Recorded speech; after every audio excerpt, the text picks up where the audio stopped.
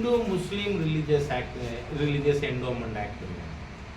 அதுக்கப்புறம் இஸ்லாமியர்கள் அதுக்கு எதிராக போராடின உடனே அதை Hindu religious and charitable endowment act. So இந்த மத அறக்கட்டளைகள் சட்டம் டிராவல் பண்ணதை பார்த்தாலே அது இந்துக்களுக்கு எதிராக பாரபட்சமாக இருக்குன்னு அர்த்தம்.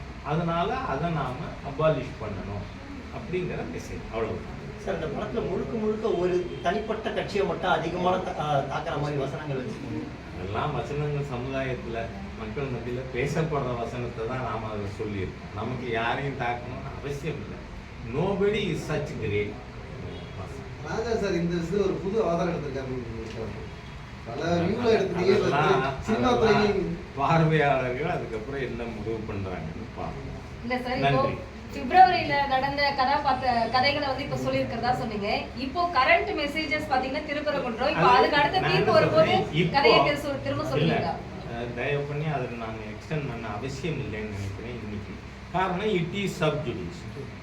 இப்போ இன்னைக்கு நீதிமன்றத்தின் கீழ் இருக்கின்ற விஷயங்களை நாம தொடக்கூடாது, கருத்து சொல்லக்கூடாது. அப்படிங்கிறதுனால நாம் அதை தொடவே இல்லை. ஜனவரி பிப்ரவரி 4ஆம் தேதி ஆர்ப்பாட்டம் நடந்தது. அந்த விஷயத்தோடு நாம் நிறுத்தி கொண்டோம். So it is not sub judice. அதை நாம் எடுக்க விரும்பலை. டெலிபரேட்டாக அதை நாம் தொடரும். நன்றி. படம் நாளைக்கு மாலை ஃபர்ஸ்ட் தாமரை டிவி ரிலீஸ். சார், அதுல தேன்மொழின்னு ஒரு கேரக்டர் சொல்லிருக்கீங்களா, அது யாருன்னு தெரிஞ்சுக்கலாமா?